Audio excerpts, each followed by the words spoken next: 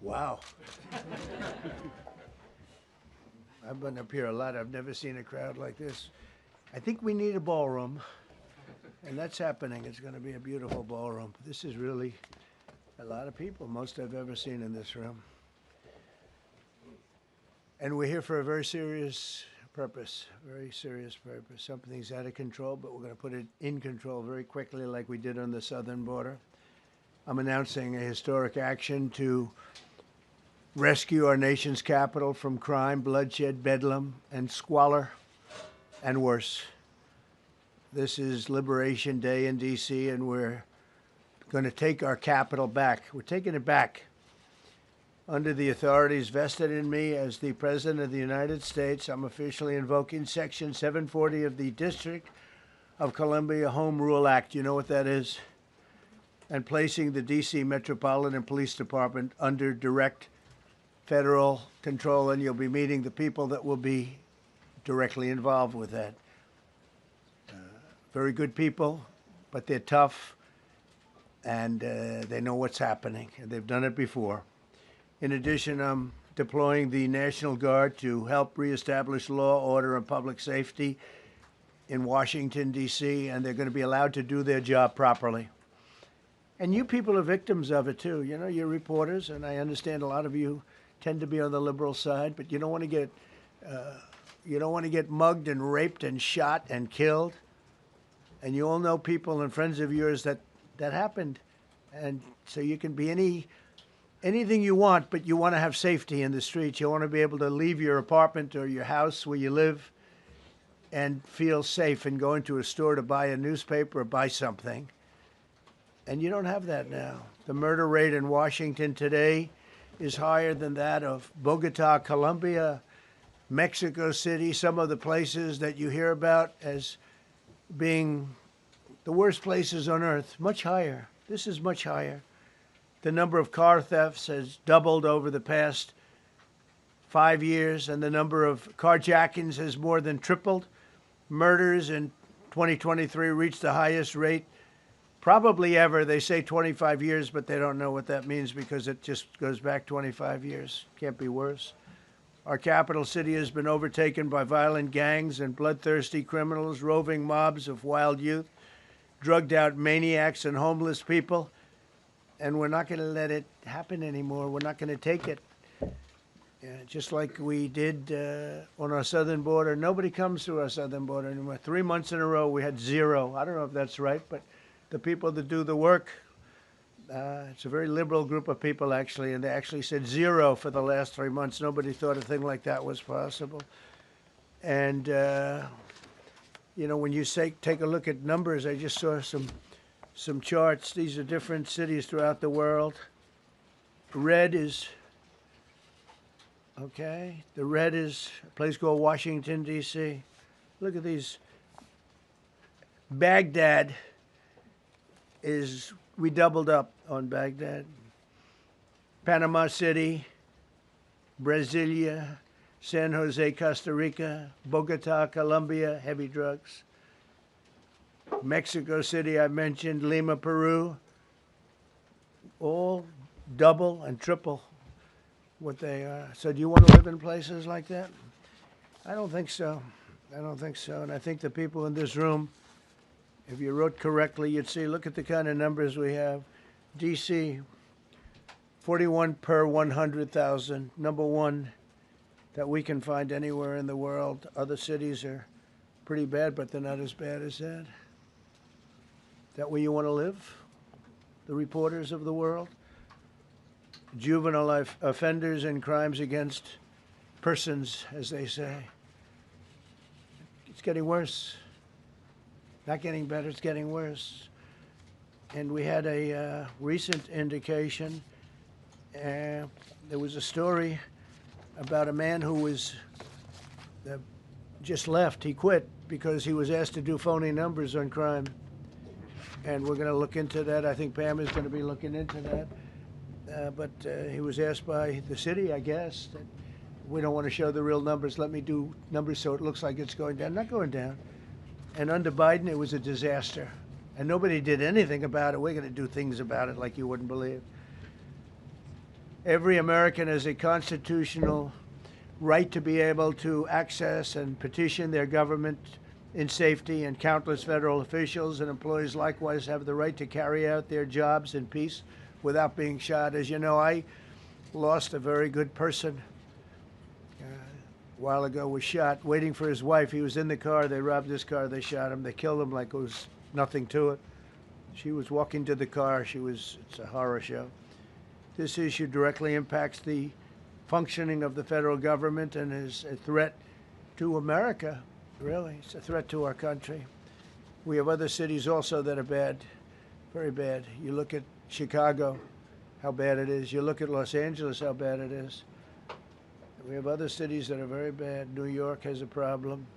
And then you have, of course, Baltimore and Oakland. We don't even mention that anymore. They're so far gone. We're not going to let it happen. We're not going to lose our cities over this. And this will go further. We're starting very strongly with D.C., and we're going to clean it up real quick, very quickly, as they say. Days ago, a former member of the DOJ staff was savagely beaten by a band of roving thugs after defending a young woman from an attempted carjacking. He was left dripping in blood. He thought he was dead, with a broken nose and concussion. Can't believe that he's alive. He can't believe it.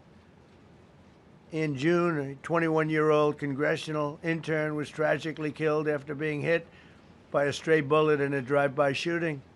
A former Trump administration official named Mike Gill, fantastic person, was murdered last year in cold blood in a carjacking blocks away from the White House.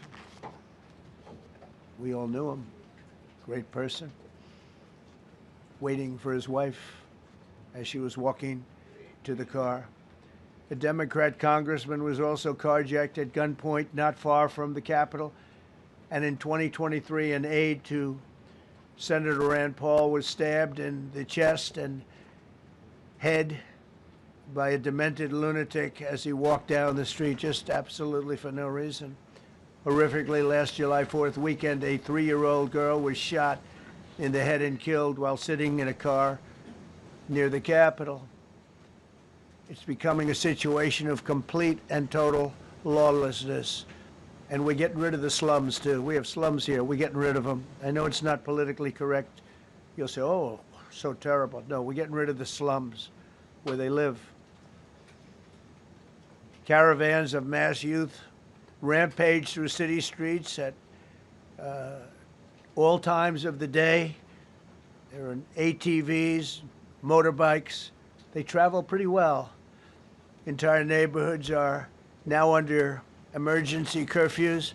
Just this past weekend, gunfire went through, and you saw that, the Navy Yard. I saw it this morning. They saw that they fought back against law. See, they fight back until you knock the hell out of them, because it's the only language they understand. But they fought back against law enforcement last night. And they're not going to be fighting back long, because I've instructed them and told them whatever happens, you know, they love to spit in the face of the police as the police are standing up there in uniform. They're standing and they're screaming at them an inch away from their face. And then they start spitting in their face. And I said, you tell them, you spit and we hit. And they can hit real hard. It's a disgusting thing. I've watched that for years, for 3-4 years. I've watched them. The police are standing, and they're told, don't do anything under any search. So and you can see they want to get at it. And they're standing there, and people are spitting in their face, and they're not allowed to do anything.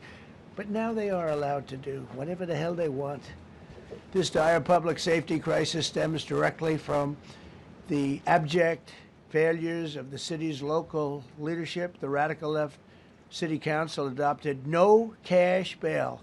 By the way, every place in the country where you have no cash bail is a disaster. That's what started the problem in New York, and they don't change it.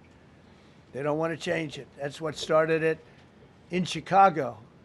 I mean, bad politicians started it, bad leadership started it, but that was the one thing that's central, no cash bail. Somebody murders somebody and they're out on no cash bail before the day is out. We're going to end that in Chicago, we're going to change the statute. I spoke with Pam and Todd and everybody. We're going to change the statute, and I'm going to have to get the Republicans to vote because the Democrats are weak on crime, totally weak on crime. They don't know why. They want to stop because they get mugged too. But we're going to change no cash bail. We're going to change the statute and get rid of some of the other things. And we'll count on the Republicans in Congress and Senate to vote. We have the majority, so we'll vote. We don't have a big majority, but we've gotten everything, including the great, big, beautiful bill. Got that done, and that's one of the greatest things that's ever happened to people in this country. They're starting to figure it out, how good it is. Biggest tax cut in history. So many things. But we'll be able to get that done. So, Todd, if you and Pam can draw up things working with the people, we will. I'll get it passed. We'll get it passed with the Republicans. Probably won't get, think of this, probably won't get one Democrat vote because they have no idea what they're doing. That's why they want men playing in women's sports. That's why they want transgender for everybody transgender. And they just got walloped in an election, in a landslide, and they haven't changed one thing. I saw the other day the certain gentleman who was a very well-known politician, Democrat, was fighting like hell that men should be allowed to play in women's sport. They just don't get it.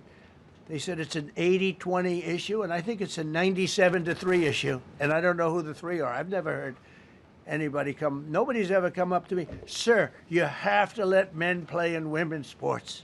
You have to do it, sir. Nobody's ever approached me. I don't know where this issue even comes from. Never seen anything like it. But they turned our nation's capital into a sanctuary jurisdiction. That's the other thing. We have to get rid of sanctuary cities as quickly as possible. We're going to do it, too. We have to. Because it's sanctuary for criminals.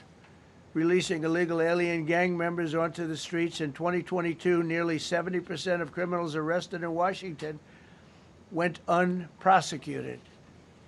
That's not going to happen with the group we have standing aside and standing behind me.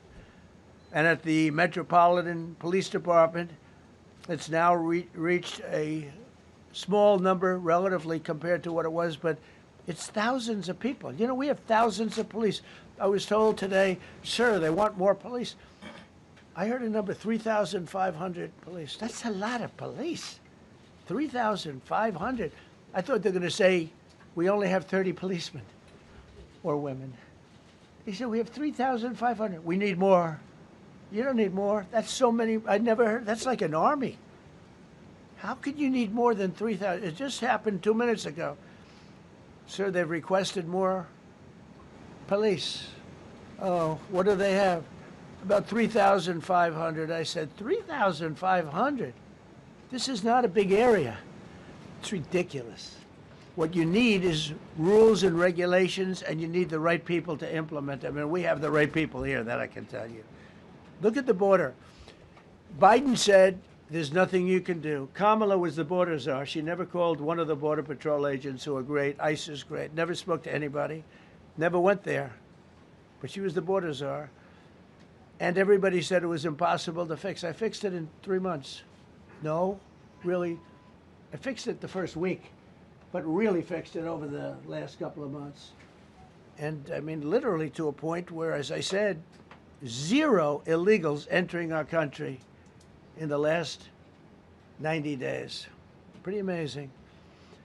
It's time for dramatic action. We're going to do the same thing over here. It's going to be a very safe city very soon. We're not looking to just take years, because a lot of people die in years.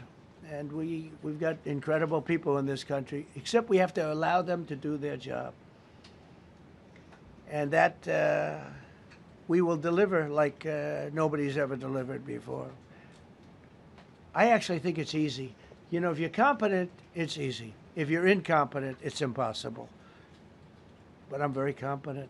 Last week, my administration surged 500 federal agents into the district, including from the FBI, ATF, DEA, Park Police, the U.S. Marshal Service, the Secret Service, and the Department of Homeland Security. You know, a lot of nations, they don't have anything like that. They got some police, and they're rough police. They don't have DEA, ATF, FBI, Park Police, U.S. Marshal Service, Secret Service, Department of Homeland Security. They got some police, but they're rough police, and they do their job. They don't have crime. We're not going to have crime either. They made dozens of arrests, and that's what starts to happen. Again, cashless bail. Watch what we do with that. Today, we're formally declaring a public safety emergency. This is an emergency. This is a tragic emergency. And it's embarrassing for me to be up here. You know, I'm going to see Putin. I'm going to Russia on Friday. I don't like being up here talking about how unsafe and how dirty and disgusting this once beautiful capital was, with graffiti all over the walls. It's another part of it, by the way, because we're talking about safety, but we're also talking about beautification. We have the most beautiful, potentially, capital in the world. We always had. But people come from Iowa, they come from Indiana, they come and then they get mugged. Not going to happen. Keep coming, because by the time you get your trip set, it's going to be safe again, and it's going to be clean very quickly. We're going to replace the medians that are falling down all over the roads. We're going to replace the potholes. We're going to put a nice new coat of asphalt over the top. No, we don't have to rip the road out and spend 7 years building a new road because they cut everything. Because some designers said, well, we need a 1/4 of an inch more turn for safety reasons. No, we're going to do it right. We're going to get it done quickly. So today we're declaring public safety emergency in the District of Columbia, and Attorney General Pam Bondi, who's fantastic, is taking command of the Metropolitan Police Department as of this moment. And I'll be making the appropriate notifications to Congress and to the mayor, our new DEA administrator, who's one of the top in the country. He better be Terry. If you're not, I'm going to get rid of you so fast. Terry Cole. Terry, thanks. Very good. We just got him, most highly recommended person. And you'll be designated as the interim federal commissioner of the Metropolitan Police Department, okay? And you run them tough. They're good. You have a lot of good people. You have people that shouldn't be there. You also have people that shouldn't be there. They got in there because of woke. But you have a lot of great police, and those people are the ones that want to help you. This city will no longer be a sanctuary for illegal alien criminals.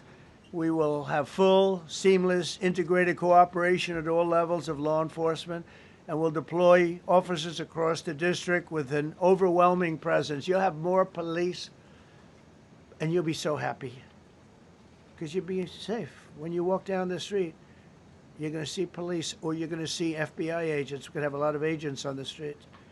You're going to have a lot of essentially military, and we will bring in the military if it's needed. By the way, we're going to have National Guard, but Pete Hegseth will tell you about it. We will bring in the military if needed. People say, "Oh, that's so terrible. He's going to bring in." It's been used many times over the years. I don't think we'll need it. I think we've got so many great people, including the people that are in the police department with proper leadership. They'll immediately begin massive enforcement operations targeting known gangs, drug dealers, and criminal networks to get them the hell off the street, maybe get them out of the country, because a lot of them came into our country illegally. They shouldn't have been allowed in. They come from Venezuela. They come from all over the world. We're going to get them the hell out. They won't be here long. But some of these people, a lot of them, are homegrown criminals. And these are bad people. These are rough people. And this is just a list of some of the people that were given to me today that were criminals removed from the D.C. streets this weekend. They were rough and tough.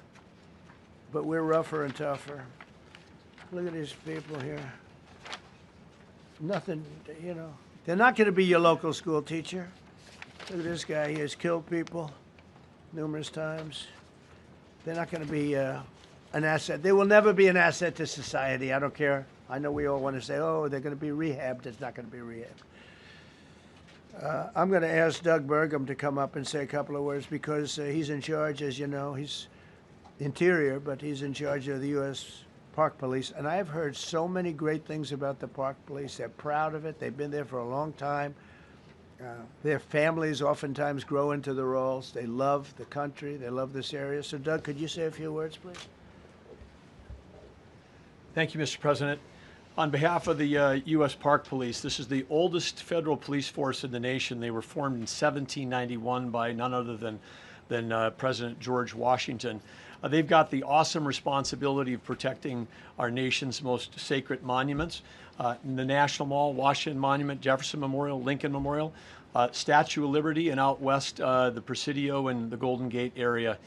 These folks have tens of millions of visitors a year, the kind of people that President Trump's talking about that come from around the country and around the world to see our sacred and learn about our history and our sacred monuments. They've been doing a fantastic job, but they are so pleased, the rank and file, that President Trump is now allowing them to enforce the law. As those of you that live in the city may know, that the circles and the triangle parks that are spread throughout D.C. are actually federal park property. So the U.S. Park Police also have responsibility for that. These became littered with homeless camps under the Biden administration. All of you saw that. Since President Trump's executive order on March 27th, making D.C. safe and beautiful again, the U.S. Park Police have removed over 70 homeless camps. And President Trump also talked about beautification. They're stopping and enforcing the laws against graffiti on our monuments. They've removed over 80 specific attacks against our history with graffiti on our monuments. So they continue to do a great job, whether it's in their vehicles, on foot, or on the mounted police that you see around the National Mall. And President Trump, they thank you. The rank and file is so happy to be enforcing the law again. Thank you for your leadership, and they're excited about the announcement you're making today. Thank you, very good. Great job you're doing. Thank you very much. Pete, could you say something about the military, if you would? Well, Mr. President, it's an honor to be here. And at your direction this morning, we've mobilized the D.C. National Guard. It'll be operationalized by the Secretary of the Army, Dan Driscoll, through the D.C. Guard. You will see them flowing into the streets of Washington in the coming week. At your direction as well, sir, there are other units we are prepared to bring in. Other National Guard units, other specialized units. They will be strong, they will be tough, and they will stand with their law enforcement partners. This is nothing new for DOD. As the President noted, at the border, we've got 10,000 troops down there who've been operating in defense cooperation areas, defense zones, where there's zero illegal crossings because of troops on strikers scanning the border. We've been protecting other people's borders for 20 years. It's about time we protect our own, and we're working with ICE and CBP. In Los Angeles, we did the same thing, working with the California National Guard, working with ICE officers. ICE officers deserve to do their job and not be attacked. We will work alongside all DC police and federal law enforcement to ensure this city is safe, this city is beautiful, and as I always say about President Trump to the troops, he has their back. And my message to the National Guard and federal law enforcement in Washington is, we have your back as well. Be tough, be strong, we're right behind you. Thank you, Mr. President. I'm going to ask Pam, because she's now, as you heard me say, she's really in charge of a lot of what we're talking about. She's done an incredible job. People are going to start to see the fruits of her labor. And Pam, maybe you could say a few words about what we're talking about here. Sure, President. Let me be crystal clear. Crime in D.C. is ending, and ending today. We are going to use every power we have to fight criminals here. President, thank you for caring about our capital. Families come here every summer. Our museums are free. We have the National Zoo. We have the National Gallery. D.C. should be a place where everyone can come and feel safe. Behind me and to my side, we have some of the best career law enforcement and prosecutors in the country who are ready to take this on. As the President said, Terry Cole is going to be supervising the Metro Police Department. Gaddy Serralta, our U.S. Marshal, is going to be supervising command and control, the entire operation. Our Deputy Attorney General, Todd Blanche, and I will be working with them closely, along with our great FBI Director, Kash Patel. Kash is going to talk to you in a minute about what we did in Virginia recently with Governor Youngkin. Many of you covered that, and it was tremendously successful. Not only that, our secret weapon here in D.C. is U.S. Attorney Jeanine Pirro, one of the toughest prosecutors and a former judge, and she is going to be talking about juvenile crime, how it's out of control here, and what she's going to do to fight back. No more crime rampant in our beautiful capital. No more teenage girls beating a disabled man to death. No more of that. No more drive-bys. We're going to do everything we can. And working with the ATF Director Driscoll and Commander of the Army, we're going to all work together. That's what we all do in this room. We work together. We fight. Do not underestimate one person in this room. We're going to make DC beautiful. We're going to make DC safe again. One other thing, just at the wharf a few days ago, the area of the wharf, Terry Cole reached out to me, not even nightfall, on the weekend, where so many families and tourists go. A guy's overdosing from fentanyl on a park bench. In the middle of families around, they administer Narcan and saved his life. No more of that. The President of the United States is going to clean up DC, and we're going to be there to help him, and we're going to be successful. Thank you. Thank you, Ben. Cash, talk about Northern Virginia, if you would. Northern Virginia, we had a big success. Thank you, Mr. President. Thank you, Attorney General Bondi, for your leadership, Deputy Attorney General, and the rest of our interagency partners. Mr. President, the following is what happens when you let good cops be cops, and I just want to highlight that before I get into Northern Virginia. This year alone, under President Trump's administration, we've had over 4,000 child victims identified and found. That's a 33% increase from the same time period last year. 33% increase. We've had a seizure of 1,500 kilograms of fentanyl up to this date. That is a 25% increase since the same time period last year. And just to put it in perspective, 1,500 kilograms of fentanyl is enough to kill 115 million Americans. 115 million Americans. Cops are getting after it. The FBI has arrested 19,000 people this year alone.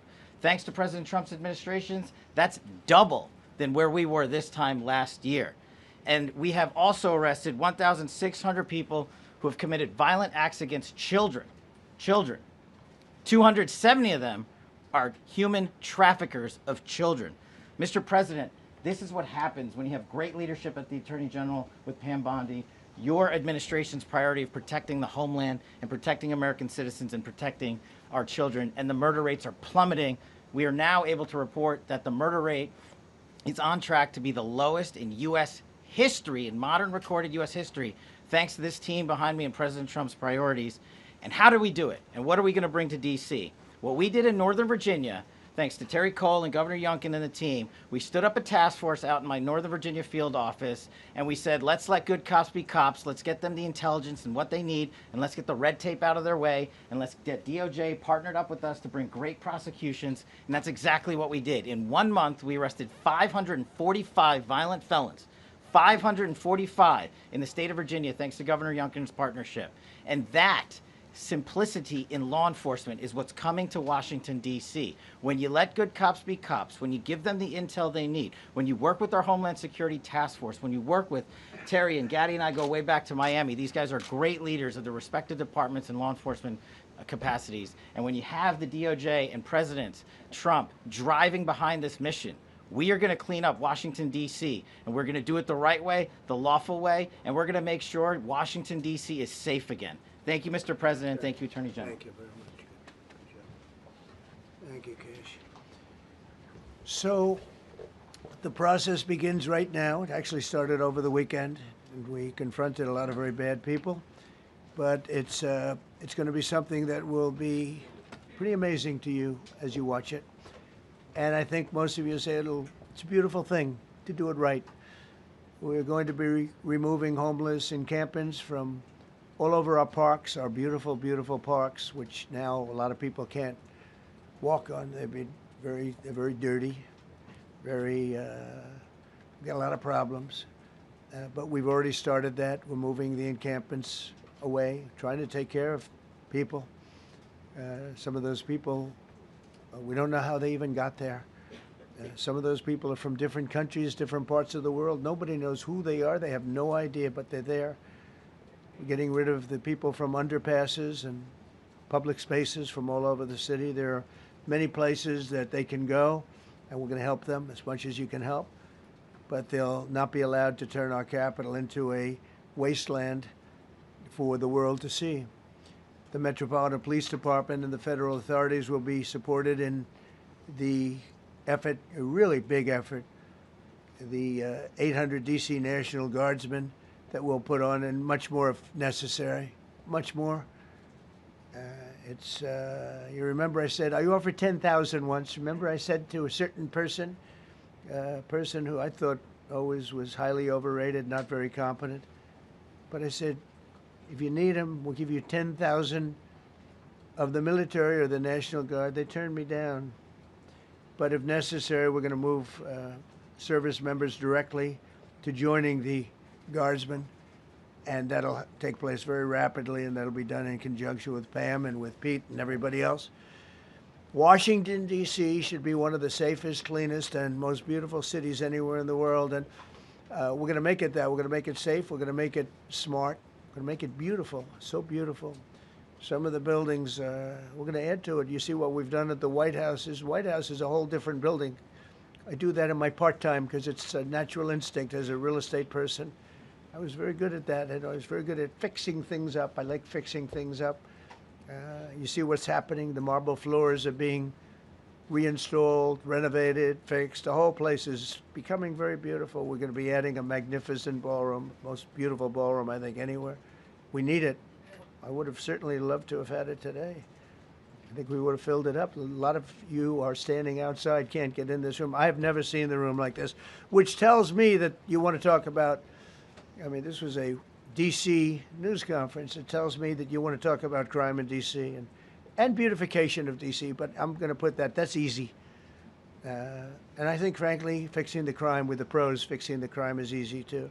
A person who I've known for a long time, and she's been incredible. She was a fantastic, one of the best ever district attorneys in New York. She was in Westchester, and she became a judge, very successful judge. And then she went into show business because she was such a good DA and such a good judge, tough judge, but fair, always fair. Nobody ever complained about that, but she was tough.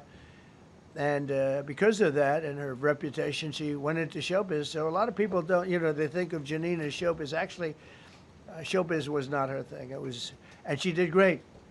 She was on, along with a couple of other of my friends, on the #1 show.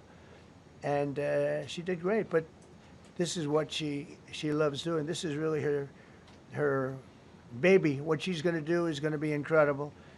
And I'd like to speak for just a few seconds on what she has in mind, what she wants to do. We're going to be appointing some judges. You know, we have some open spots, and we're going to take people, because the judges are letting killers out. They just say, go, that's okay, don't worry about it. So we're putting some, Pam recommended, Todd recommended, some judges that are great. Janine recommended. Janine's given me 3 great candidates already. We have about 10 open spots, and we can probably create some more. We need them. Janine, would you say a few words, please? Thank you very much, Mr. President, and thank you, Madam Attorney General, and to all my partners here. We all want the same thing. We all want a safe city. We want a safe capital. We want to be able to bring our families here. We want to be able to come and enjoy the history that makes this place great. And unfortunately, we are not in that position right now. And Mr. President, I want to thank you for taking the step that we need right now to make criminals understand that they are not going to get away with it anymore. And I'm not going to stand here and go over and over the cases. But what I can tell you is this. I see too much violent crime being committed by young punks who think that they can get together in gangs and crews and beat the hell out of you or anyone else. They don't care where they are. They can be in DuPont Circle, but they know that we can't touch them. Why? Because the laws are weak. I can't touch you if you're 14, 15, 16, 17 years old and you have a gun. I convict someone of shooting another person with an illegal gun on a public bus in the chest, intent to kill. I convict him. And you know what the judge gives him? Probation. Says you should go to college. We need to go after the D.C. Council and their absurd laws. We need to get rid of this concept of, no cash bail. We need to recognize that the people who matter are the law-abiding citizens, and it starts today. But it's not going to end today, because the president is going to do everything we need to do to make sure that these emboldened criminals understand we see you, we're watching you, and we're going to change the law to catch you. And my final note is this. These kids understand that the jurisdiction is through the state attorney general, Brian Schwab. I did a poster of the young man from Doge who was beaten bloody with a severe concussion, a broken nose. And then I did a poster of what happens to those kids, because I can't arrest them, I can't prosecute them. They go to family court and they get to do yoga and arts and crafts. Enough. It changes today. Thank you, Mr. President. Thank you, Jim. You're welcome. Great job. Thank you. If I could, I just signed some executive orders. I'd like to have Will please come up and we'll let the people know what we signed. Do you want to put them down? Yes, sir. Go ahead. A short while ago in the Oval Office, President Trump signed 2 crucial executive actions to deal with the emergency crime conditions we currently face in the District of Columbia. The first of these was an executive order, as President Trump said before, invoking his powers under Section 40 of the Home Rule Act to take federal control of the D.C. Metropolitan Police Department. Along with that executive order, President Trump signed the statutorily required notification letters to Mayor Bowser and to the relevant House and Senate committee leaders. The second major executive action that President Trump signed was a presidential memorandum directing the Secretary of Defense to utilize the National Guard to address the conditions we see on our streets here in D.C. It also authorized the Secretary of Defense to work with state governors to utilize their National Guard units if necessary as well. These are bold, decisive steps intended to combat the out-of-control crime conditions we've seen on D.C.'s streets for far too long. And I, for one, am deeply proud to be part of an administration that's finally coming to terms with these issues, sir. Thank you very much. Sir. Thank you. So, just to conclude, Washington, D.C.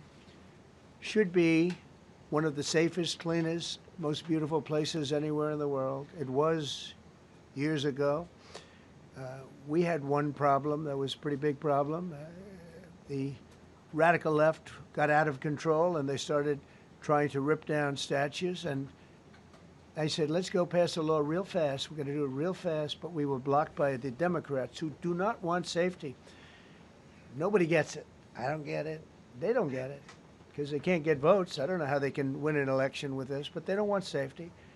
And I found an old statute, very old, early 1900s, that said if you so much as touch or even think about destroying a statue or a monument in Washington, D.C., you go to jail for 10 years with no probation, no anything. In other words, slightly different than we have today. Today we have cashless bail. There you get jailed 10 years. No curtailed sentence, 10 years. And we took it out. Nobody used it. It was never used because, you know, it's harsh. And you remember they started to rip down the statue of Abraham Lincoln. I said, that's a tough one to rip down. He was pretty good, Pam. I think he was pretty good. When the ropes started going around Abraham Lincoln to pull him down, Andrew Jackson, others, and they were heading to the Jefferson Memorial, Thomas Jefferson. They're going to do a big number there. I said, it's time. And I signed that statute immediately. We had it updated. We made it use the same language, all passed by Congress. And I announced it's 10 years in jail, no probation, no anything, 10 years, no curtail sentence if you touch, so much as touch a statue in Washington, D.C. And it was an amazing sight, beautiful sight. Everybody just left.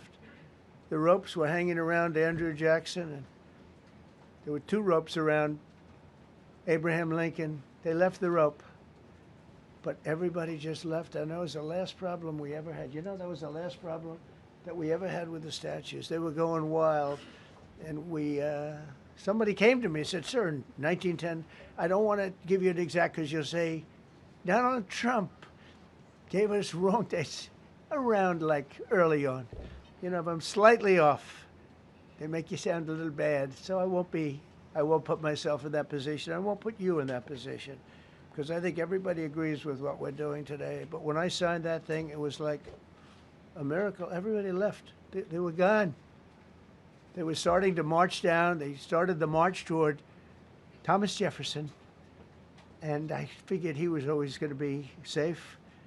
But they found something with him, and they found something with Abraham Lincoln, and even in the name George Washington in California, numerous places changed the name of George Washington High School and various other places. They took George Washington's name. This was a sick, woke culture that I think we've largely ended. And a lot of those people that were woke are now turning out to be the opposite. I won't go so far as to say MAGA. It's a very special category. But they've gotten out of that. But we have people that love this country, and they love this really beautiful capital. It is. I flew over it the other day, and I said, what a beautiful place. But if there's crime all over the streets, when you get there, it doesn't look so beautiful. But we're going to make it beautiful again. We're going to fix it with crime, and we're going to also, as we're doing that, we're going to start doing things that we know how to do, that I know how to do better than anybody, I guess, because of my experience from previous life. But not only are we stopping the crime, we're going to clean up the trash and the graffiti and the grime and the dirt and the broken marble panels and all of the things they've done to hurt this city. And we're going to restore the city back to the gleaming capital that everybody wants it to be. It's going to be something very special. All of these people are really tough. Could I shake your hand, Gaddy, please? You're going to be so important here. You're going to be that guy. I hope I don't have to fire him in 2 weeks because he's too soft. I don't think he's too soft. If I do, I will, though. Is it okay? If you're soft, weak, and pathetic, like so many people, I will fire you so fast. You're not going to have to worry about that. No, I think you're going to do a fantastic job. And everybody in this room, they may not express it, but they all want that to happen. You know, they want to be safe, and they have families too. So it's an honor to have such a large group. I've done this for years now, hard to believe. I've never seen this room so packed. In fact, I'm sure it's a violation of every fire code. But we'll let you stay anyway. You're taking a chance. And with that, we'll say, maybe if you could, oh, wow. We could be here all day long. If we could keep the first questions, perhaps, to this subject, and then we'll go on to a few others. Please.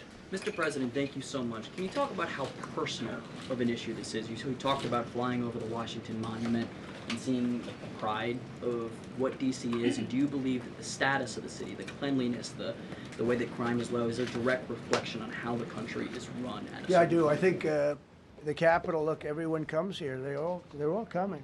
All the leaders, they're all wanting to come. And I say it, I've said it again, but I'm really just quoting other leaders from NATO, from the Middle East, King of Saudi Arabia, Qatar, UAE. I was over there. We brought back $5.1 trillion of investment into our country. But a month and a half ago, I was at NATO. We had a great thing. They agreed to put up 5% instead of 2%. 2% they didn't pay, 5% is already paid. We had a great meeting, and they all said the same thing. They said our country was dead. They thought our country was gone. 1 year ago, they said your country was dead. And now you have the hottest country anywhere in the world. We do. We have the hottest country in the world right now. The tariffs have helped. It's given us not only the money, it's billions, trillions of dollars of money, but it gives us great power over enemies. We solved 5 wars with Pakistan and India. We just solved one. Azerbaijan and, as you know, and Armenia. A war was raging for 37 years. And the 2 leaders got up and they said, we never thought this would be solved. Russia tried to solve it. They all tried to solve it. It was a very tough situation, but we got it done and got it done. And I said to the 2 men, I said, are you guys friends? And they had a hard time. You know, they've been killing each other for 37 years, right? One was there 5 years, one was there for 22 years. He said, my whole life I've been fighting this war, and you got it solved. But we did many of those. We did in the Congo and Rwanda. That's been going on for 30 years. 8 to 9 million people killed that they know of, but it was raging, and we got that solved. We got a lot of them done. It's a great honor. But you want to have, when they come, the leaders come to our country to sign documents that the war is over or whatever, or for other reasons. They come for trade. And you want them to come through so beautifully. You ride down those roads, everything should be perfect. You shouldn't have medians falling down into the roadway. Median, you know, the metal things that are always, somebody had a great lobbyist, because I've never seen them look good. I've been looking at those things with the little, right? They're always broken and bad, but here they're really bad. And we're going to either put new or fix it, and it's not expensive. It's not really expensive. And we're going to fix our roads a little bit. We're going to clean up our sidewalks. You have countries where every Saturday the people go out and they wash their sidewalks in front of their stores or their houses. They scrub their sidewalks. So we aren't quite at that level yet, I don't think, Gaddy. We're not quite there yet, but maybe we will. They go out and they scrub. I think it's so beautiful to hear that and to see those stories. But we're going to make it clean. But just to finish with your question, it's a very, very strong reflection of our country.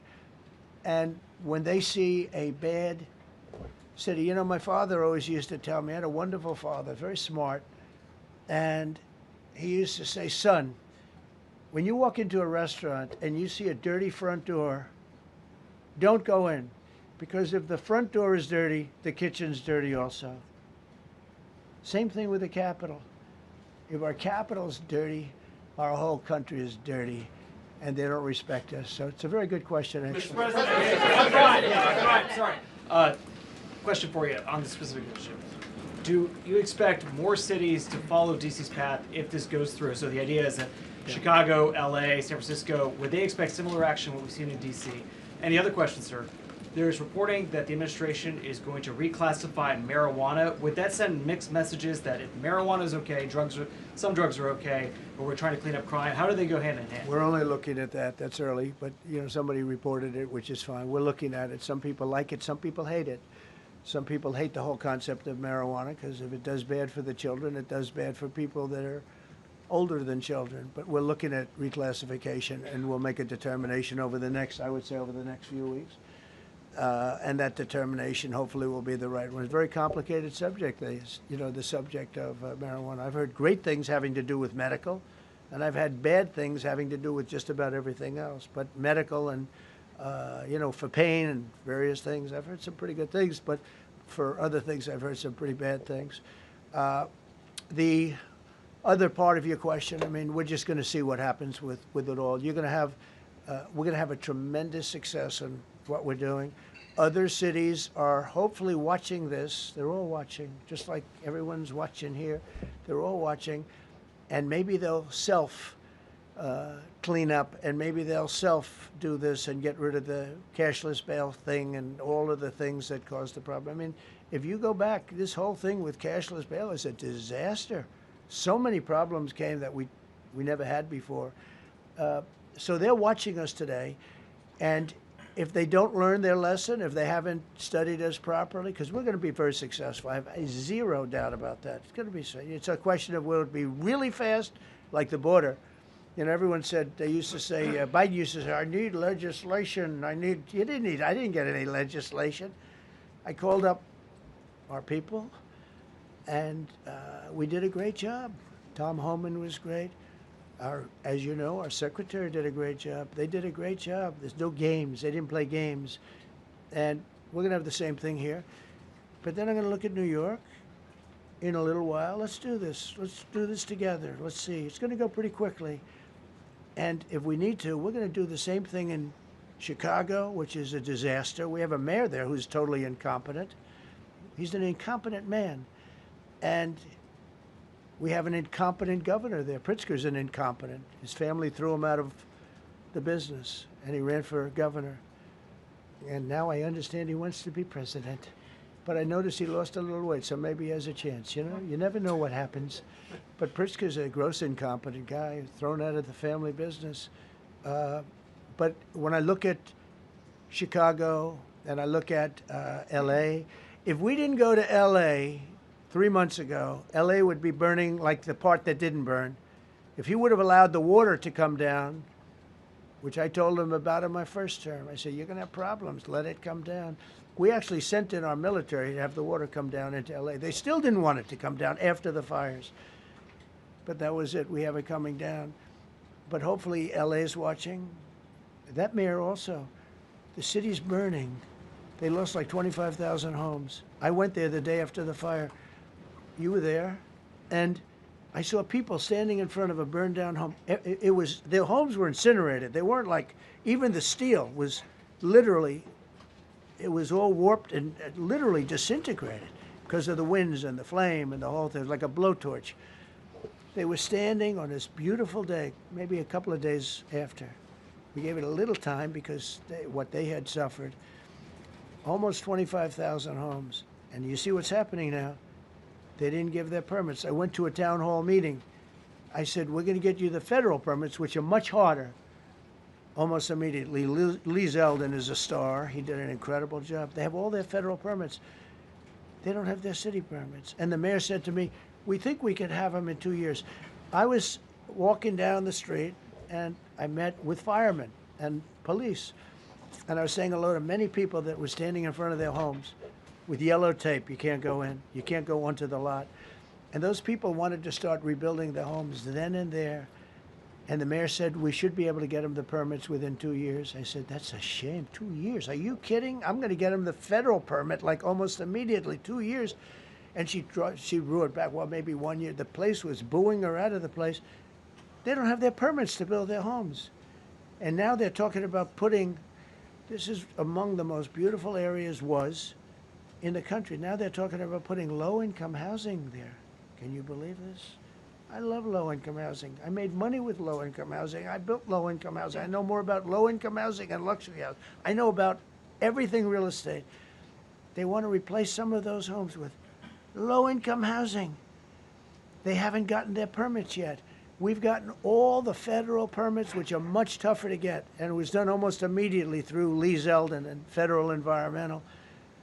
And I watched the other day, those people are angry. And now, you know, they had tremendous, they loved that area. They loved the whole big area, different places, but they loved it. It was all luxury stuff and beautiful stuff, and some wasn't that luxury, but the level of love for that neighborhood, their neighborhoods, was incredible.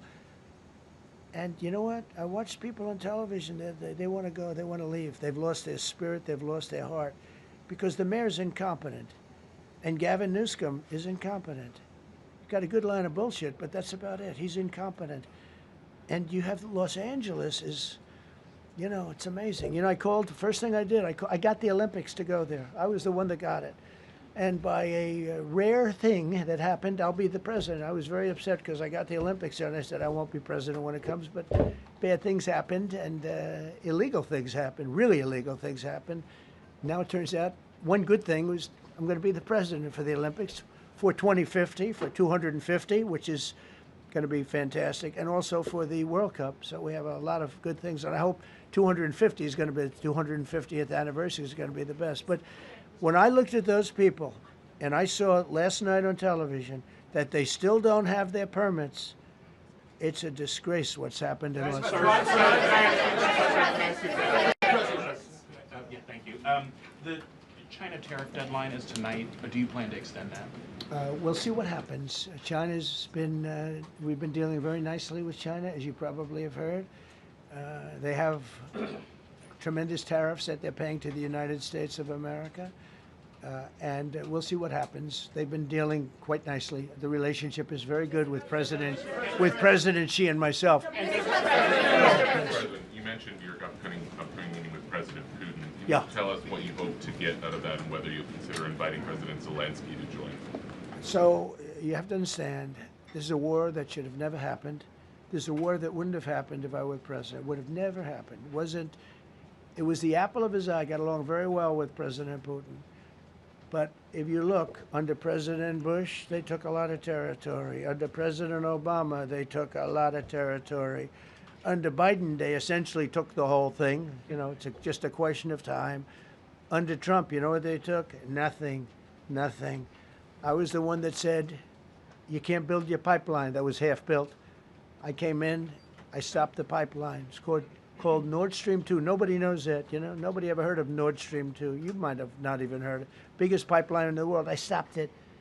I was not a friend of Russia, but I got along well with Putin. It's always good to get along with other countries if possible, but that doesn't mean you roll over like Biden did. Biden came in and he immediately approved the pipeline. I couldn't believe it. Then they say Trump wasn't tough on Russia. I wasn't tough. I was the toughest.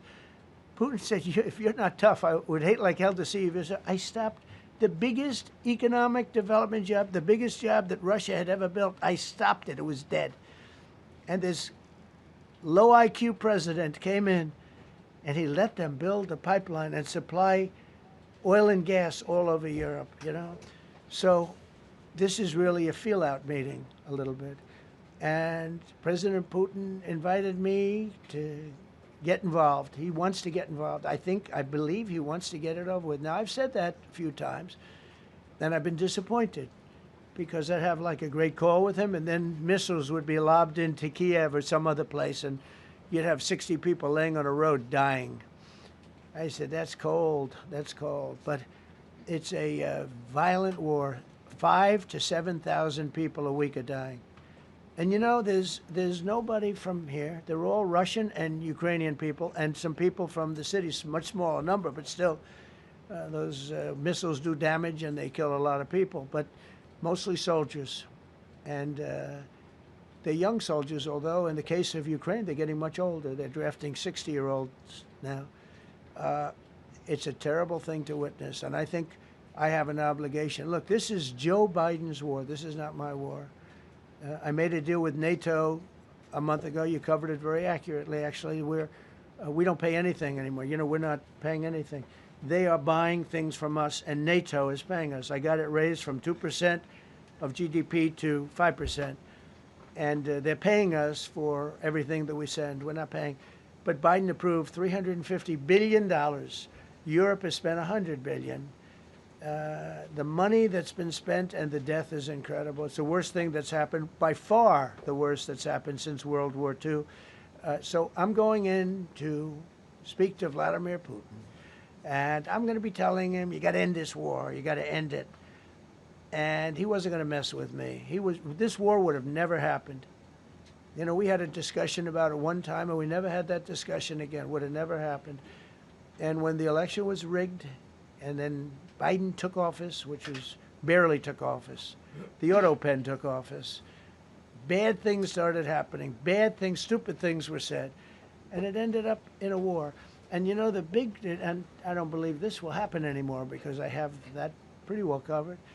This could end up in a third world war. This could have been a third world war. I don't think that's going to happen now. But I thought it was very respectful that the president of Russia is coming to our country as opposed to us going to his country or even a third-party place. But I think we'll have constructive conversations. Then after that meeting, immediately, maybe as I'm flying out, maybe as I'm leaving the room, I'll be calling the European leaders who I get along with very well.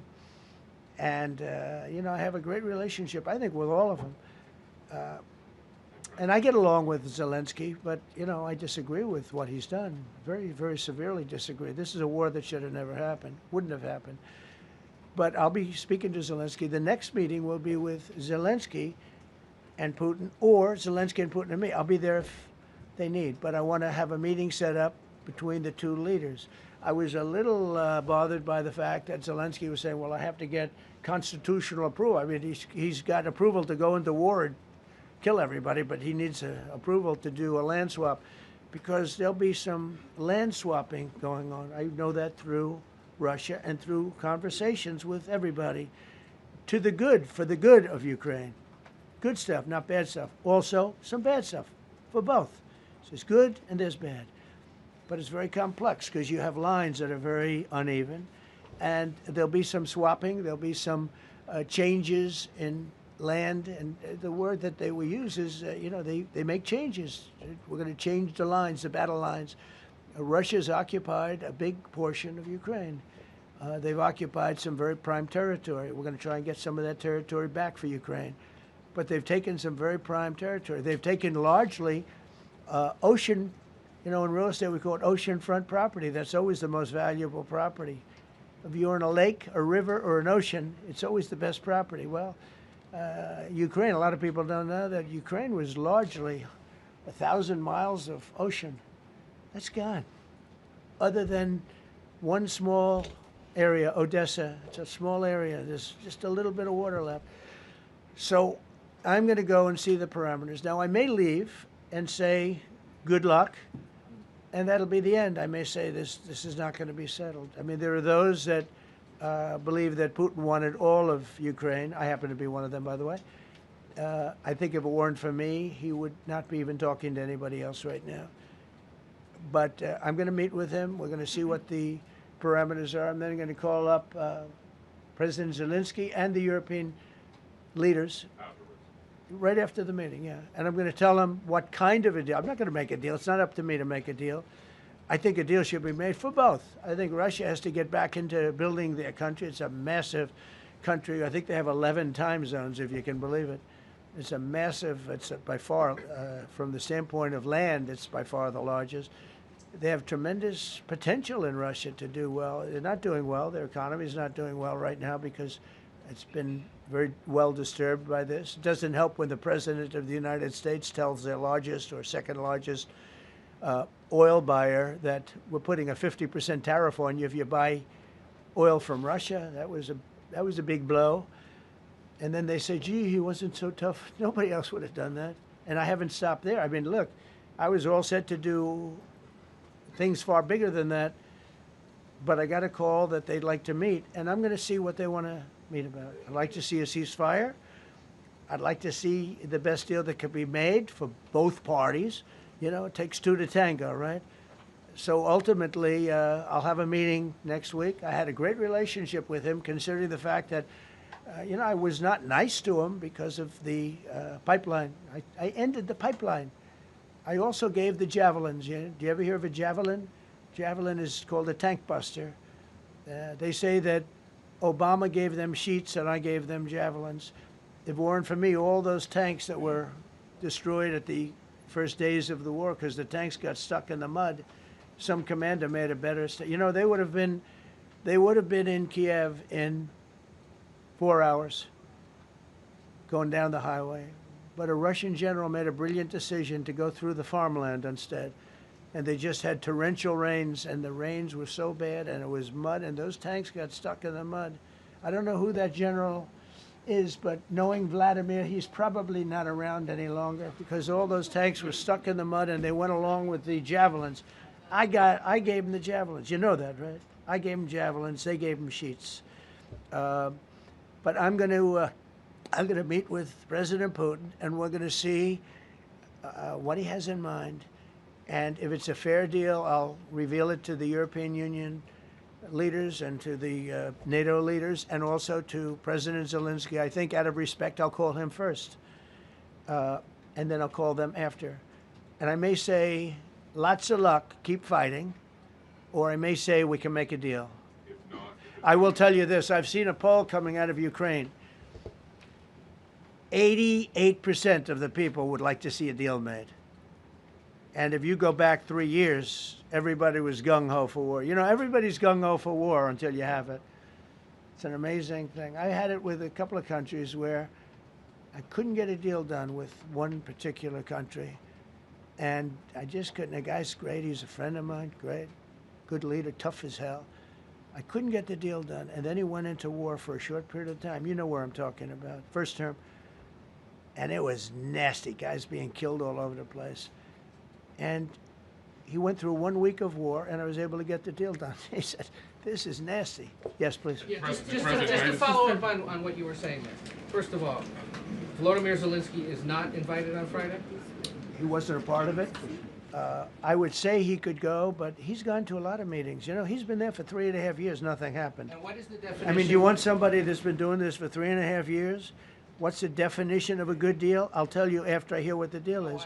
Because there could be many definitions. You're talking about a very large and complex situation. Now, I tell you, the war that I just settled with Azerbaijan and with, as you know, and Armenia was almost as complex as this one, having to do with routes, trade. Meeting on Friday with Vladimir Putin. Well, we're going to have a meeting with Vladimir Putin, and at the end of that meeting, probably in the first 2 minutes, I'll know exactly whether or not a deal can be made. How will you know that? Because that's what I do. I make deals. Yeah, please, go ahead. Yeah, thank you, Mr. President. I'm going to ask you two questions, one about China, one about Russia, if I could. On China, your administration agreed to send the most advanced or advanced NVIDIA and AMD chips. No, obsolete. No. Obsolete chip. Well, and then 15% of the You profits mean the come 20s? No.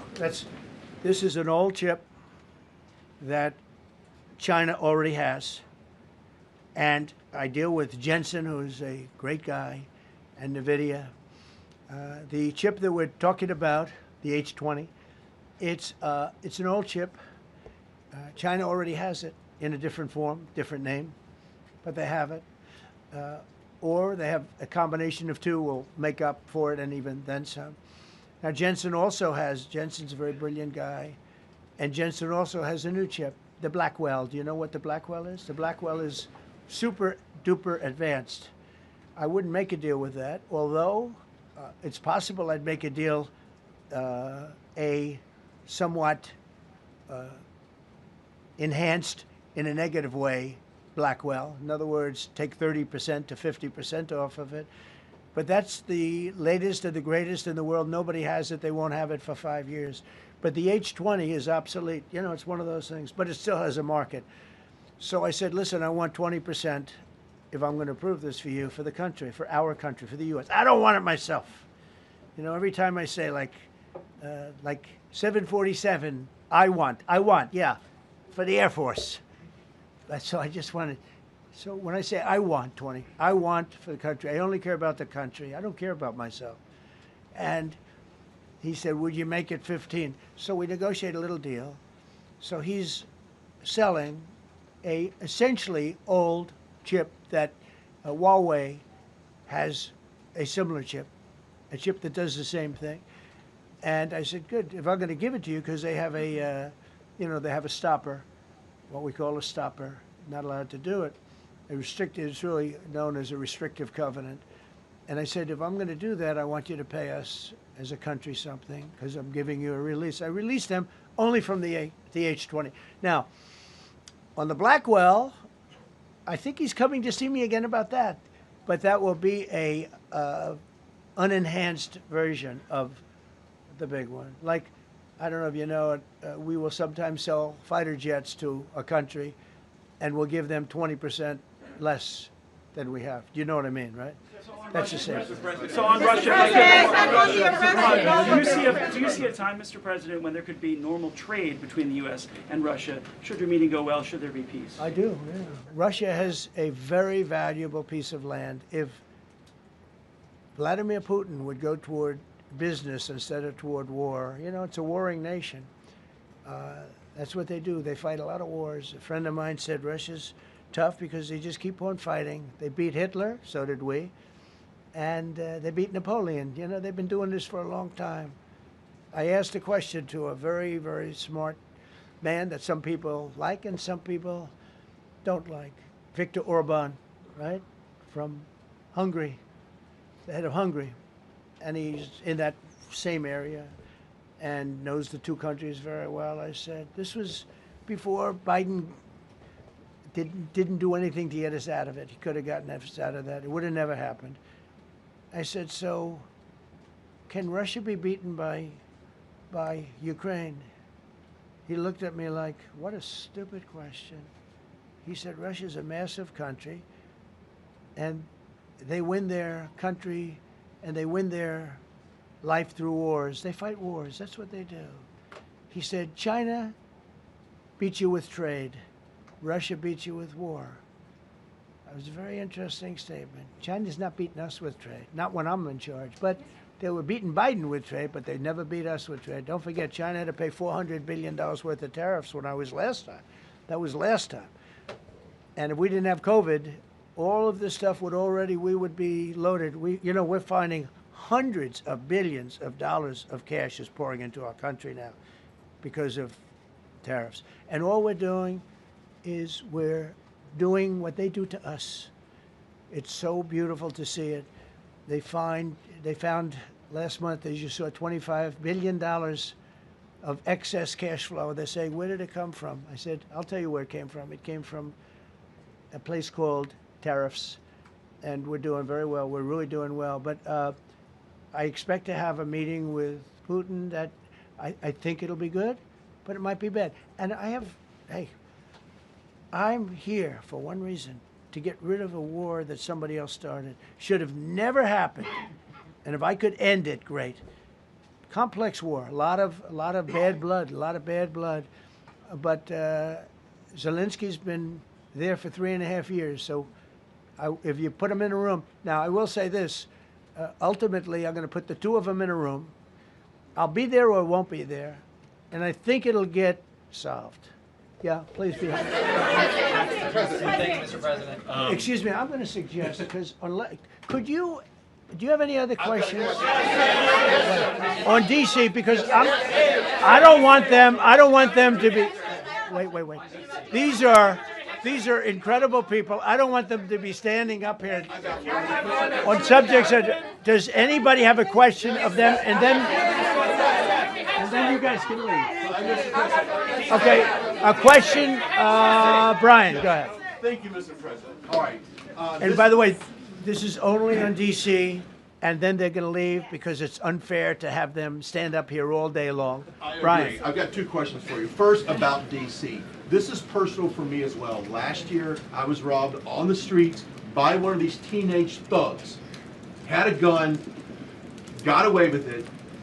Let's talk about the effort that between law enforcement, prosecutors, and judges, because it's a recycling belt. Like, these kids go, they don't fear the police. They know it. If you talk about how we've got to get these judges and put these kids behind bars, right. Adult crimes deserve adult penalties. And my second question, I'll after you answer that, please. Do you want me to answer it? Whoever wants to take it. Okay. It's real. Do you want me to answer it? Go ahead. Here's the problem. Assuming that they're 17 years, older than 17 years old, I can get the case. If they're under 18 years of age, I can only get the case if it's murder, rob one, rape, even if they shoot a gun but don't kill you, I can't get it. So the law has to be changed. As the president said, cashless bail. That has to be changed. All right, then even assuming I get the case, I get jurisdiction, I get a conviction, the DC Council has given the judges the ability to give probation on shootings. And so then it's up to them.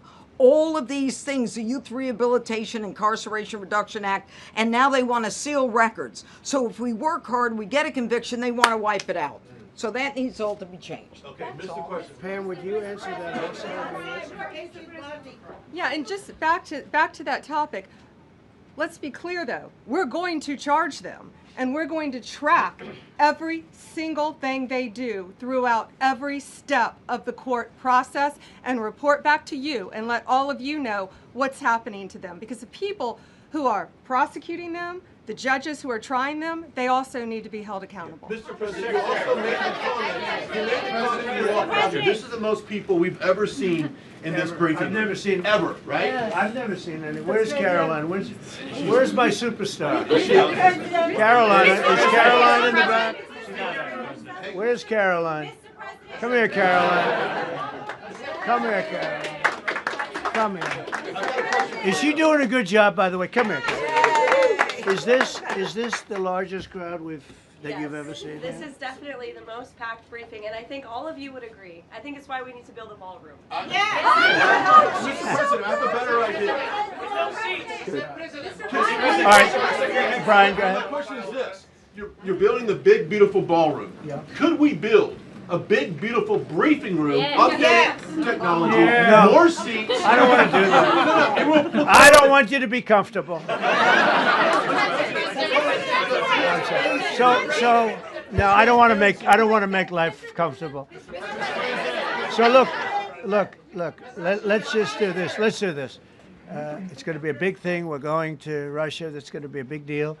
What happens, happens. I'll let you know what happens. You'll be the first to know. I'll be calling the European leaders. I'm going with totally, I mean, we have a lot of talks. They're great people. They're great leaders, actually, and they want to get back. Honestly, as one of them said, I've OD'd on trying to settle Ukraine. They've OD'd, meaning they've overdosed on the settlement of Ukraine. Not a nice expression, but boy, is it accurate. They're tired of it. They want to get back to spending money on their countries. You know, Biden gave them $350 billion. Europe gave $100 billion. It should be much more than that. Shouldn't have been that kind of, they should have had equalization, but they didn't. But you know what? Still a lot of money. They want to get back to building their own countries. They really want it resolved. My relationship with the European leaders, as you saw, is extremely good. It's perfect. It's beautiful. Wait. And we're going to try. I'll be in touch with them. I have 5 of them call me. You think it's easy? There are a lot of European leaders, but they rely on me. Very much rely on me. If it wasn't for me, this thing would never get solved until the last person breathing is dead. Would you talk to them before? Mr. President. Yeah, I did. I'm talking to them right now. So I'm talking to the European leaders. I'll be talking to President Zelensky. I'm going to get everybody's ideas. I go into that thing fully loaded right up there, and we're going to see what happens. Now, I think one of 2 things is going to happen. It's going to be a good meeting, and we'll go a step further. We'll get it done. I'd like to see a ceasefire very, very quickly. Very quick. I'd like to see it immediately, but I'd like to see it very quickly. And we're going to be dealing with the European leaders, and we're going to be dealing with President Zelensky, and hopefully we're going to have a great success.